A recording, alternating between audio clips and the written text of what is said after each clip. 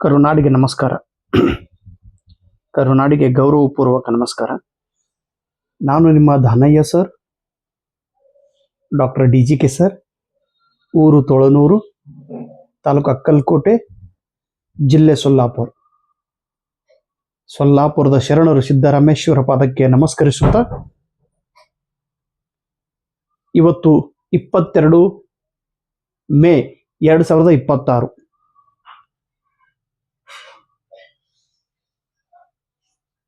UGC NTA ವತಿಯಿಂದ June ತಿಂಗಳಲ್ಲಿ net exam ನಡೆಯಲಿದೆ. ಆ ಪರೀಕ್ಷೆಗೋಸ್ಕರ ಆನ್ಲೈನ್ ಅಪ್ಲಿಕೇಶನ್ ಬಿಟ್ಟು 20 ದಿವಸವಾಯಿತು. 20ನೇ ತಾರೀಕಿಗೆ ಆನ್ಲೈನ್ ಅಪ್ಲಿಕೇಶನ್ ಹಾಕುವ ಸಮಯ ಮುಗಿದಿತ್ತು. ಮತ್ತೆ NTA ನ್ಯಾಷನಲ್ ಟೆಸ್ಟಿಂಗ್ ಏಜೆನ್ಸಿಯವರು ಇನ್ನೂ 3 ದಿವಸ ಅವಕಾಶ ಕೊಟ್ಟಿದ್ದಾರೆ. ಹೀಗಾಗಿ ನಾಳೆ 23 ಮೇ 2026 ನಾಳೆ ಕೇವಲ ಒಂದೇ ದಿವಸ ಅವಕಾಶ ಇದೆ. ಅಪ್ಲಿಕೇಶನ್ ಹಾಕುವಂತ ವಿದ್ಯಾರ್ಥಿ ಮಿತ್ರರು ನೀವೆಲ್ಲರೂ ಈ ಒಂದು ದಿವಸದ ಸದುಪಯೋಗವನ್ನು ಪಡೆದುಕೊಂಡು ನೆಟ್ ಅಪ್ಲಿಕೇಶನ್ ವನ್ನ ಹಾಕಬೇಕು. ತುಂಬಾ ನಮ್ರತೆಯಿಂದ ಈ ಮಾತನ್ನು ನಿಮಗೆ ಹೇಳುತ್ತಿದ್ದೇನೆ. ಇದು ಒಂದು ಅವಕಾಶ ನಿಮಗೆ UGC ವತಿಯಿಂದ NTA ವತಿಯಿಂದ ನೀಡಲಾಗಿದೆ. ಈ ಸಿಕ್ಕ ಅವಕಾಶವನ್ನು ಬಳಸಿಕೊಂಡು ಬರುವ ನೆಟ್ ಎಕ್ಸಾಮ್ ಅಲ್ಲಿ ನನ್ನ ಒಂದು ಮಾಹಿತಿಯ ಪ್ರಕಾರ NTA ಏನಂದಿದ್ರು 22 ಜೂನ್ ಅಲ್ಲಿಂದ ನೆಟ್ ಎಕ್ಸಾಮ್ ಪ್ರಾರಂಭವಾಗಲಿದೆ ಅಂತೇಳಿ ನೋಟಿಫಿಕೇಶನ್ ಕೊಟ್ಟಿದ್ದರು. ಆದರೆ ನೀಟ್ ಎಕ್ಸಾಮ್, ನೀಟ್ ಅಂತೇಳಿ ಕರಿತೀವಲ್ಲ, PUC ಮುಗಿದ ನಂತರ MBBS ಅಡ್ಮಿಷನ್ ಮಾಡಿಕೊಳ್ಳುವ ಸಲುವಾಗಿ ನೀಟ್ ಎಕ್ಸಾಮ್ ಇರುತ್ತದೆ. ಆ ನೀಟ್ ಪರೀಕ್ಷೆಯ ಹಗರಣದಿಂದ, ಪ್ರಶ್ನೆ ಪತ್ರಿಕೆ ಸೋರಿಕೆಯಿಂದ ಆ ಪರೀಕ್ಷೆ ರದ್ದು ಮಾಡಿದ್ರು. ಮೊನ್ನೆ 3ನೇ ತಾರೀಕಿಗೆ ಮೇ ಎಕ್ಸಾಮ್ ನಡೆದಿತ್ತು. ಆ ಹಗರಣದ ಮೂಲ ರೂವಾರಿಗಳು ಇಲ್ಲೇ ಮಹಾರಾಷ್ಟ್ರದವರು ಅದಾರ್ರಿ. ಅದೆಲ್ಲ ನೀವು ಟಿವಿದೊಳಗೆ ಎಲ್ಲರೂ ನೋಡಿದ್ದೀರಿ. ಅವ್ರ ಬಗ್ಗೆ ಏನು ಮಾತಾಡೋ ಅವಶ್ಯಕತೆ ಇಲ್ಲ. ಕೆಟ್ಟವ್ರ ಬಗ್ಗೆ ಮಾತಾಡಿ ನಾವು ಕೆಟ್ಟವರಾಗೋದು ಬೇಡ. ಈ ಪರೀಕ್ಷೆ ನಾಳೆ 21 ಜೂನ್ ಅದಂದು ನೀಟ್ ಎಕ್ಸಾಮ್ ನಡೆಯಲಿದೆ. ಸೊ ಹೀಗಾಗಿ ನೆಟ್ ಎಕ್ಸಾಮ್ ಸ್ವಲ್ಪ ಮುಂದೆ ಹೋಗುವ ಒಂದು ನಾವೇನ್ ಕರಿತೀವಿ ಚಾನ್ಸ್ ಇದೆ, ಮುಂದೆ ಹೋಗಬಹುದು. ಈಗಂತೂ ಮೇ ಐತಿ, ಜೂನ್ ಒಂದು ಕಂಪ್ಲೀಟ್ ತಿಂಗಳ, ಜುಲೈ ತಿಂಗಳೊಳಗೆ ಎಕ್ಸಾಮ್ ನಡೆಯಬಹುದು. ಏನೂ ಇಲ್ಲ ಅಂದ್ರೆ ಮತ್ತೆ ನಿಮಗೆ 2 ತಿಂಗಳ ಅವಕಾಶ ಇದೆ.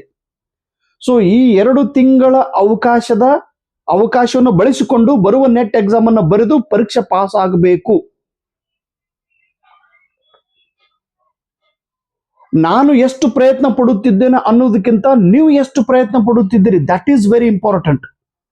ಗುರು ಆದ ವ್ಯಕ್ತಿ ನಾವು ಕೇವಲ ದಾರಿಯನ್ನು ತೋರಿಸುತ್ತೇವೆ, ನೀವು ಆ ದಾರಿಯನ್ನು ನಡೆಯಬೇಕಾಗುತ್ತದೆ.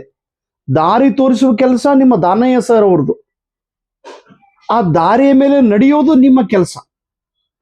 ದಯವಿಟ್ಟು KCET ಎಕ್ಸಾಮ್ಗಾಗಿ ನೀವು ಎಷ್ಟು ತನು ಮನ ಧನದಿಂದ ಪ್ರಯತ್ನ ಪಡುತ್ತೀರೋ ಅಷ್ಟೇ ಹಂಬಲದಿಂದ, ಅಷ್ಟೇ ಉತ್ಸಾಹದಿಂದ, ಅಷ್ಟೇ ಆತ್ಮವಿಶ್ವಾಸದಿಂದ, ಅಷ್ಟೇ ಧೈರ್ಯದಿಂದ ನೆಟ್ ಎಕ್ಸಾಮ್ ಕೂಡ ತಾವು ಬರೆಯಬೇಕು.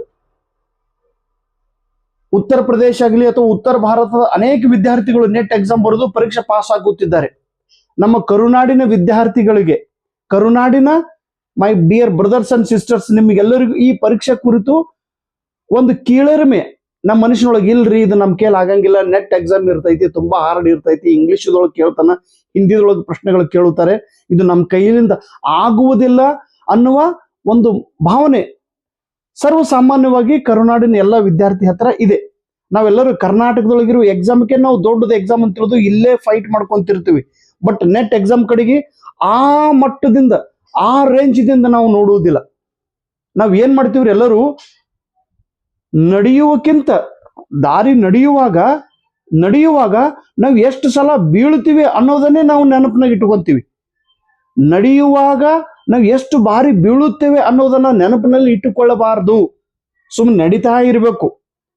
ನಡೆಯುವಾಗ ಒಮ್ಮೊಮ್ಮೆ ನಾವು ಹೆಜ್ಜೆ ತಪ್ಪಿ ನಾವು ಎಡವಿ ಬಿದ್ದಾಗ ಮತ್ತೆ ಎದ್ದು ಮತ್ತೆ ಎಚ್ಚರದಿಂದ ನಮ್ಮ ಹೆಜ್ಜೆಯನ್ನು ಇಡಬೇಕಾಗುತ್ತದೆ. ಮತ್ತೆ ಗಟ್ಟಿಯಾಗಿ ನಮ್ಮ ಹೆಜ್ಜೆಗಳನ್ನು ಇಡಬೇಕಾಗುತ್ತದೆ. ಮತ್ತೆ ಧೈರ್ಯದಿಂದ ನಮ್ಮ ಹೆಜ್ಜೆಗಳನ್ನು ಇಡಬೇಕಾಗುತ್ತದೆ. ಮತ್ತೆ ಎಚ್ಚರಿಕೆಯಿಂದ ನಮ್ಮ ಹೆಜ್ಜೆಗಳನ್ನು ಇಡಬೇಕಾಗುತ್ತದೆ. ಅಂದಾಗ ನಾವು ಮುಂದೆ ಸಾಗುತ್ತೇವೆ, ಅಂದಾಗ ನಾವು ಯಶಸ್ವಿಯಾಗುತ್ತೇವೆ, ಅಂದಾಗ ನಾವು ಮುಂದೆ ಬರುತ್ತೇವೆ, ಅಂದಾಗ ನಾವು ಬೆಳೆಯುತ್ತೇವೆ, ಅಂದಾಗ ನಾವು ಎಲ್ಲರಿಗಿಂತ ಡಿಫ್ರೆಂಟ್ ಆಗಿ ಕಾಣಿಸುತ್ತೇವೆ. ಎಲ್ಲರೂ ಪ್ರಿಪೇರ್ ಆಗುತ್ತಿದ್ದಾರೆ ಕೆಸೆಟ್ಗೆ ಎಕ್ಸಾಮ್ಗೆ ಆಗಲಿ ನೆಟ್ ಎಕ್ಸಾಮ್ಗೆ ಆಗಲಿ. ಬಟ್ ಎಲ್ಲರೂ ಪ್ರಿಪೇರ್ ಆಗಿದ ಹಾಗೆ ನಾವು ಆಗೋದಲ್ಲ. We should have some different approach about the exam ಬಗ್ಗೆ ಸ್ವಲ್ಪ ಡಿಫ್ರೆಂಟ್ ಆಗಿ ಥಿಂಕ್ ಮಾಡಬೇಕು, ಡಿಫ್ರೆಂಟ್ ಆಗಿ ನೋಡಬೇಕು, ಡಿಫ್ರೆಂಟ್ ಆಗಿ ಅದ್ರ ಕಡೆಗೆ ನಾವು ನೋಡಬೇಕು. ನಾವು this is not a net exam. ಇದನ್ನ ಕೇವಲ ನೆಟ್ ಎಕ್ಸಾಮ್ ಅಂತೇಳಿ ಭಾವಿಸಬಾರದು. This is job exam. ಇದು ನಮ್ಮ ಜಾಬ್ ಎಕ್ಸಾಮ್ ಇದೆ. ಈ ಪರೀಕ್ಷೆ ಪಾಸ್ ಆದ ನಂತರ ನನಗೆ ಜಾಬ್ ಸಿಗುತ್ತದೆ ಅನ್ನುವ ಸಕಾರಾತ್ಮಕ ಯೋಚನೆಯೊಂದಿಗೆ ಹೆಜ್ಜೆ ಇಟ್ಟಾಗ ಈ ಪರೀಕ್ಷೆ ಪಾಸ್ ಮಾಡುತ್ತೇವೆ. ಕೆಸೆಟ್ 10 ಬಾರಿ ಪರೀಕ್ಷೆ ಪಾಸ್ ಮಾಡಿದ್ರು ಕೂಡ ನೆಟ್ ಎಕ್ಸಾಮ್ ಪಾಸ್ ಮಾಡೋದು ತುಂಬಾ ಇಂಪಾರ್ಟೆಂಟ್. ಸೊ ನೆಟ್ ಎಕ್ಸಾಮ್ 1 ಬಾರಿ ಪಾಸ್ ಆಗಿದ್ರೆ ಸಾಕು, ನಿಮ್ಮ ಜೀವನ ಬದಲಾಗುತ್ತದೆ, ನಿಮ್ಮ ಹಣೆ ಬರ ಬದಲಾಗುತ್ತದೆ, ನಿಮ್ಮ ಭವಿಷ್ಯ ಬದಲಾಗುತ್ತದೆ. ಇದು ತುಂಬಾ ಆತ್ಮವಿಶ್ವಾಸದಿಂದ ಈ ಮಾತನ್ನು ಹೇಳುತ್ತಿದ್ದೇನೆ. ಈ ಸರ್ಟಿಫಿಕೇಟ್ ನಿಮಗೆ ಒಂದು ವಲಯವನ್ನು ತಯಾರು ಮಾಡಿ ಕೊಡುತ್ತದೆ. ಈ ಸರ್ಟಿಫಿಕೇಟ್ ನಿಮಗೆ ಸುವಾಸನೆಯನ್ನು ತಂದು ಕೊಡುತ್ತದೆ. ನೀವು ಯಾವ್ಯಾವ ದಾರಿದೊಳಗೆ ನಡೀತೀರಿ ಅಲ್ಲೆಲ್ಲಿ ಸುವಾಸನೆ ಹರಡುತ್ತದೆ. The fragrance of the flower. ಆ ಸರ್ಟಿಫಿಕೇಟ್ ಅಷ್ಟು ದಮ್ ಐತೆ, ಇವರು ನೆಟ್ ಪರೀಕ್ಷೆ ಪಾಸ್ ಮಾಡಿದ್ದಾರೆ. ನೀವು ಯಾವ ಸಬ್ಜೆಕ್ಟ್ ಪಾಸ್ ಆಗಿದ್ರಿ that is not important. NET pass ಆಗಿರಿಲ್ಲೋ ನೀವು ನೋಡೋ ದೃಷ್ಟಿಕೋನ ಕಂಪ್ಲೀಟ್ 100% ಚೇಂಜ್. ಕಂಪ್ಲೀಟ್ ಚೇಂಜ್ ಅಂದ್ರೆ ಅಷ್ಟು ಚೇಂಜ್ ಅಲ್ಲ, ಅಷ್ಟು ಈ ನೆಟ್ ಎಕ್ಸಾಮ್ ಬೆಲೆ ಇದೆ. ಸೊ ನೆಟ್ ಎಕ್ಸಾಮ್ ಪ್ರತಿ 6 ತಿಂಗಳಿಗೊಮ್ಮೆ ಕರಿತಾ ಇದ್ದಾರೆ. ನಾವು ಯಾಕೆ ಎಚ್ಚರಿಕೆಯಿಂದ, ನಾವು ಯಾಕೆ ಈ ಪರೀಕ್ಷೆಯನ್ನು ಅಷ್ಟು ಧೈರ್ಯದಿಂದ ಎದುರಿಸುತ್ತಿಲ್ಲ? ಹೇಳುವನು ದಾನಾಯ ಸರ್, ಹೇಳುವರು ಎಷ್ಟೋ ಜನ ಗುರುಗಳು ಯೂಟ್ಯೂಬ್ದಲ್ಲಿ ಮಾರ್ಗದರ್ಶನ ಮಾಡುತ್ತಿದ್ದಾರೆ. ಇಷ್ಟೆಲ್ಲ ನಮಗೆ ಅವಕಾಶ ಗೊತ್ತಿದ್ರು, ಮಾರ್ಗದರ್ಶನ ಗೊತ್ತಿದ್ರು, ಪುಸ್ತಕಗಳ ಅವಕಾಶ ಇದ್ರೂ ಕೂಡ ನಾವು ಏಕೆ ಓದುತ್ತಿಲ್ಲ, ನಾವು ಏಕೆ ಅಭ್ಯಾಸ ಮಾಡುತ್ತಿಲ್ಲ? ಸೊ ಪ್ಲೀಸ್ ನೋಡ್ರಿ, ನಿಮಗೆ ಏನ್ ಬೇಕು ಅನ್ನೋದೆಲ್ಲ ನಾನು ಮಾಹಿತಿ ಹೇಳ್ತಾ ಇದ್ದೀನಿ. ಪೇಪರ್ 1 ಮತ್ತು ಪೇಪರ್ 2 ಎರಡೂ ಕೂರಿ 160 ಮಾರ್ಕ್ಸ್ ನೀವು ಪಡೆದ್ರೆ ನೆಟ್ ಎಕ್ಸಾಮ್ ಪಾಸ್. JRF ಮುಂದಿನ ಹೆಜ್ಜೆ. ಆದ್ರೆ ಈ ನೆಟ್ ಎಕ್ಸಾಮ್ ಪರೀಕ್ಷೆ ಪಾಸ್ ಮಾಡಬೇಕಾದ್ರೆ paper 1 is very important. Paper 1 ಕಡೆಗೆ ನೀವು ಗಮನ ಕೊಡ್ರಿ. ಪೇಪರ್ 1 ಸಿಲೆಬಸ್ ಅನ್ನ ನೋಡ್ಕೊಡ್ರಿ. ಪೇಪರ್ 1 ಹಿಂದಿನ ಕ್ವಶನ್ ಪೇಪರ್ ಅನ್ನ 3 ವರ್ಷದ ಅನಾಲಿಸಿಸ್ ಮಾಡ್ರಿ. ನಾನು ಇಲ್ಲಿ ತನಕ ಮಾಡಿದಂತ ವಿಡಿಯೋಗಳನ್ನು ನೋಡ್ರಿ, ನೋಟ್ಸ್ ಅನ್ನ ಮಾಡಿಕೊಡ್ರಿ, ಅದನ್ನ ಓದ್ರಿ, ಅದನ್ನ ರಿವಿಷನ್ ಮಾಡ್ರಿ. Everything is available in the YouTube. ಎಲ್ಲ ಅವೈಲೇಬಲ್ ಐತ್ರಿ. ಆದ್ರೆ ಅದನ್ನ ಸದ್ಬಳಕೆ ಮಾಡಿಕೊಳ್ಳುವಂತ ಬುದ್ಧಿವಂತಿಕೆ ನಿಮ್ಮ ಹತ್ರ ಇರ್ಬೇಕು. ಮೊದಲೇ ಹೇಳಿನ್ರಿ ನಾನು, ದಾನಾಯ ಸರ್ ಹತ್ರ ಇದು ಬುಕ್ ಐತಿ, ಇದು ಬುಕ್ ತಗೋಡ್ರಿ ಅಂತ ಹೇಳಿ. ಬಹಳಷ್ಟು ವಿದ್ಯಾರ್ಥಿ ಮಿತ್ರರು ನನ್ನ ಮೇಲೆ ನಂಬಿಕೆ ಇದ್ದವ್ರು ಈ ಬುಕ್ ಅನ್ನ ತೆಗೆದುಕೊಡ್ರಿ. ಇದು ಒಂದು ಬುಕ್ ಸಾಕು ನಿಮ್ಗೆ. ಅಷ್ಟು ಅದ್ಭುತ ಬುಕ್ ಐತಿ ಇದು ನೆಟ್ ಎಕ್ಸಾಮ್ ಪರೀಕ್ಷೆ ಮಾಡೋ ಸಲುವಾಗಿ. ಇದ್ರ ಜೊತೆಗೆ ಇನ್ನೊಂದು ಬುಕ್ ಐತಿ. ಇವು ಎರಡೂ ಬುಕ್ ನಾನು ನನ್ನ ಬಗ್ಗೆನೇ ಹೊಗಳಿಕೆ ಅಂತ ಹೇಳೋದಲ್ಲ, ಅಷ್ಟು ಜಬರ್ದಸ್ತ್ ಇವೆರಡು ಬುಕ್ಗಳು. ಇವಂತೂ ನೀವು ಬಹಳ ಬಡವರಿದ್ರೆ, ದುಡ್ಡೇ ಇರ್ಲಿಲ್ಲ ಅಂದ್ರೆ ಇವೆರಡು ಬುಕ್ ಅನ್ನ ತಗೊಡ್ರಿ. ಬಹಳ ಬಡವರಿದ್ರೆ ಇದು ಒಂದು ಬುಕ್ ತಗೊಡ್ರಿ, ದುಡ್ಡಿದ್ರೆ 2 ಬುಕ್ ತಗೊಡ್ರಿ. ಇಲ್ಲ ಸರ್ ನಾನು ಎಷ್ಟೇ ಇದ್ರು ಇನ್ನೂ ಮಾಡ್ತೀನಿ JRF ಅನ್ನೋರು ಇವು 3 ಬುಕ್ ಅನ್ನ ನೀವು ತೆಗೆದುಕೊಳ್ಬೇಕು. JRF ಮಾಡೋ ಸಲುವಾಗಿ ಸಂಪುಟ 2, 3, 4 ಇವು 3 ಬುಕ್ಗಳು ನೆಟ್ ಎಕ್ಸಾಮ್ ಸಲುವಾಗಿ. ನೀವು ಇನ್ನೊಬ್ರಿಗಿಂತ ಸ್ವಲ್ಪ ಡಿಫ್ರೆಂಟ್ ಆಗಿ ಯೋಚನೆ ಮಾಡುವಂತ ವಿದ್ಯಾರ್ಥಿಗಳಾಗಬೇಕು. ಇನ್ನೊಬ್ರಿಗಿಂತ ಡಿಫ್ರೆಂಟ್ ಆಗಿ ಓದುವಂತ ವ್ಯಕ್ತಿಗಳಾಗಿರ್ಬೇಕು. ಇನ್ನೊಬ್ರಿಗಿಂತ ಡಿಫ್ರೆಂಟ್ ಆಗಿ ಸ್ಟಡಿ ಮೆಟೀರಿಯಲ್ ನಿಮ್ ಕೈ ಒಳಗೆ ಇರುವಂತ ವ್ಯಕ್ತಿಗಳಾಗಿರ್ಬೇಕು. ಈ ಬುಕ್ ಅನ್ನ ಯಾಕೆ ನಾನು ಹೇಳ್ತಾ ಇದ್ದೀನ್ರಿ? ಕನ್ನಡ ಮೀಡಿಯಂ ಇರೋರು ಈ ಬುಕ್ ಅನ್ನ ತಗೊಡ್ರಿ. ಇಂಗ್ಲಿಷ್ ಮೀಡಿಯಂ ಇರೋರು ಈ ಬುಕ್ ಗಳನ್ನ ನೀವು ಫಾಲೋ ಮಾಡ್ರಿ. ಇದು ಇಂಗ್ಲಿಷ್ ಮೀಡಿಯಂದಲ್ಲಿ ಇರುವ ಥಿಯರಿ ಬುಕ್. ಇದು ಸಂಪುಟ 1, ಇದು ಸಂಪುಟ 2 ಇಂಗ್ಲಿಷ್ದೊಳಗಿರುವಂತ ಬುಕ್ಗಳು. ನೀವು ಯಾವ ಲ್ಯಾಂಗ್ವೇಜ್ ದೊಳಗೆ ನೀವು ಪರ್ಫೆಕ್ಟ್ ಇದ್ರಿ ಅದನ್ನ ತೆಗೆದುಕೊಂಡು ನೀವು ಓದಬೇಕು. ಇಲ್ಲಿ ಏನಾಗ್ತದ್ರಿ? ಇಲ್ಲ ಸರ್ ನಾವು ಫೇಲ್ ನೋಡ್ರಿ, ಪರೀಕ್ಷೆ ಬರೆಯುವಾಗ, ಎಕ್ಸಾಮ್ ಬರೆಯುವಾಗ ನಾವು ಫೇಲ್ ಆಗ್ತೀವಿ ಅನ್ನೋದು ಮೊದಲೇ ವಿಚಾರ ಮಾಡೋದಲ್ಲ. ನಾವು ಎಡುತ್ತೀವಿ, ನಾವು ಕೆಳಗೆ ಬೀಳ್ತೀವಿ ಅನ್ನೋದಲ್ಲ. ಒಂದು ಸೋಲಿನಿಂದ ಜೀವನ ಮುಗಿಯುವುದಿಲ್ಲ, ಒಂದು ಸೋಲಿನಿಂದ ನಮ್ಮ ಲೈಫ್ ಮುಗಿಯುವುದಿಲ್ಲ, ಒಂದು ಸೋಲಿನಿಂದ ನಮ್ಮ ಲೈಫ್ ಎಂಡ್ ಆಗುವುದಿಲ್ಲ, ಒಂದು ಸೋಲಿನಿಂದ ನಾವು ಕುಸಿದು ಬೀಳೋದಲ್ಲ. whenever you fail fail differently. whenever you fail differently. Ruskin bond sir ಅವ್ರು ಹೇಳ್ಯಾರ ನೋಡ್ರಿ, ಇಂಗ್ಲೆಂಡ್ ವ್ಯಕ್ತಿ, ಭಾರತದೊಳಗೆ ಅವರು ಇಲ್ಲೇ ಜನಿಸಿ ಇಲ್ಲೇ ಬೆಳೀತಾ ಇದಾರೆ. ಅವರು ರಸ್ಕಿನ್ ಬಾಂಡ್ ಅವರು ಬ್ರಿಟಿಷ್ ವ್ಯಕ್ತಿಗಳು, ಆದ್ರೆ ಭಾರತದೊಳಗೆ ಹುಟ್ಟಿ ಇಲ್ಲೇ ಬೆಳೆದಿದ್ದಾರೆ. ಇವರು ಭಾರತೀಯ ಕವಿಗಳು, ಮೂಲತಃ ಇಂಗ್ಲೆಂಡ್ದವರು, ಹುಟ್ಟಿದ್ದು ಭಾರತದೊಳಗೆ. ನಿನ್ನೆ ಅವರು 92ನೇ ಬರ್ತ್ಡೇ ಆಯ್ತು. 92ನೇ ಇಶ್ಯೂದೊಳಗೆ ಅವರು ಒಂದು ಹೊಸ ಬುಕ್ ಅನ್ನು ಬಿಡುಗಡೆ ಮಾಡ್ತಾರೆ. ಅವ್ರು ಹೇಳಿದ ಮಾತು ಎಷ್ಟು ಜಬರ್ದಸ್ತ್ ಮಾತು. Whenever you fail differently.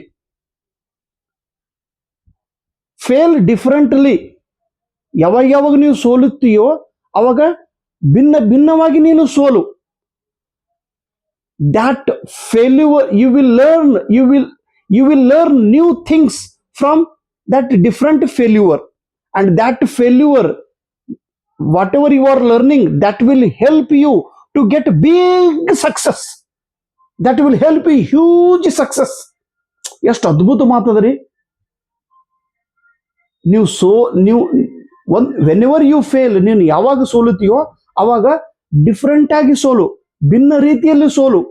ಆ ಭಿನ್ನ ರೀತಿಯಲ್ಲಿ ಸೋತಿದಾಗ ಭಿನ್ನ ರೀತಿಯೊಳಗೆ ನೀನು ಕಲಿಯುತ್ತಿ, ನೀನು ಹೊಸ ವಿಷಯವನ್ನ ನೀನು ಕಲಿಯುತ್ತಿ. ಅದರಿಂದ ನೀನು ಏನೇನು ಕಲಿತಿರ್ತೋ ಆ ಕಲಿಕೆಯಿಂದ ಮುಂದೊಂದು ದಿನ ಅತಿ ಅದ್ಭುತವಾದ ಗೆಲುವನ್ನು ನೀನು ಸಾಧಿಸುತ್ತೀಯ ಅನ್ನುವ ಮಾತನ್ನು ರಸ್ಕಿನ್ ಬಾಂಡ್ ಅವರು ಹೇಳಿದ್ದಾರೆ. ದಯವಿಟ್ಟು ಈ ಮಾತಿನ ಅರ್ಥವನ್ನು ತಾವೆಲ್ಲರೂ ತೆಗೆದುಕೊಳ್ಬೇಕು. Whenever you fail differently, you will learn new things from that different failure, and that will help you to get big success. ಅದಕ್ಕೆ ನಾವು ಸೋಲ್ತೀವಿ ಸರ್, ನಾವು ಗೆಲ್ತೀವಿ ನೋಡ್ರಿ. ಸೋಲು ಗೆಲುವು ಇದು ಇದ್ದಿದ್ದೆ.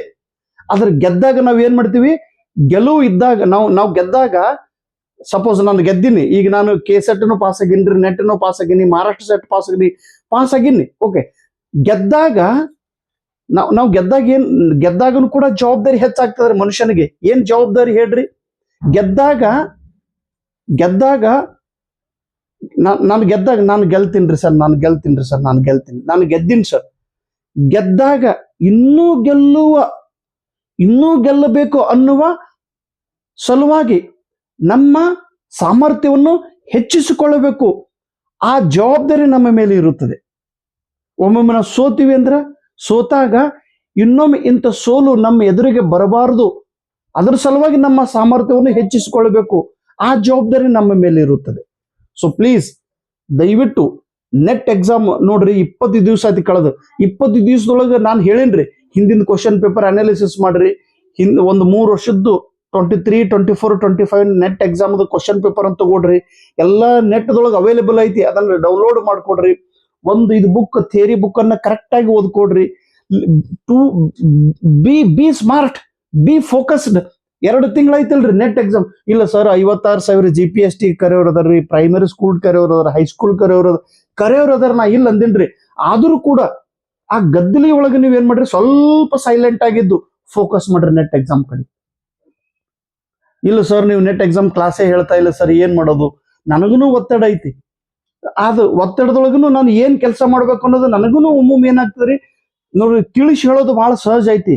ಬಟ್ ನಿಮ್ಗೆ ನೆಟ್ ಎಕ್ಸಾಮ್ ಪರೀಕ್ಷೆ ಬಗ್ಗೆ ಕ್ಲಾಸ್ ಮಾಡಬೇಕು, ಅಥವಾ KSET ಬಗ್ಗೆ ಕ್ಲಾಸ್ ಮಾಡಬೇಕು, ಅಥವಾ ಮಹಾರಾಷ್ಟ್ರದೊಳಗೆ TET ಎಕ್ಸಾಮ್ ಕರೆದನ್ರಿ, ಅದ್ರ ಬಗ್ಗೆ ಇಲ್ಲಿ ಲೋಕಲ್ ಜನ ಎಲ್ಲರೂ ಒತ್ತಾಯ ಮಾಡಿ ನನ್ನ ಮೇಲೆ ಪ್ರೆಷರ್ ಹಾಕ್ಲಾಗತ್ತಾರೆ. ಇಲ್ಲ ಸ್ವಲ್ಪ ಮಾಹಿತಿ ಹೇಳ್ರಿ ದನಾಯ ಸರ್ ಅಂತ.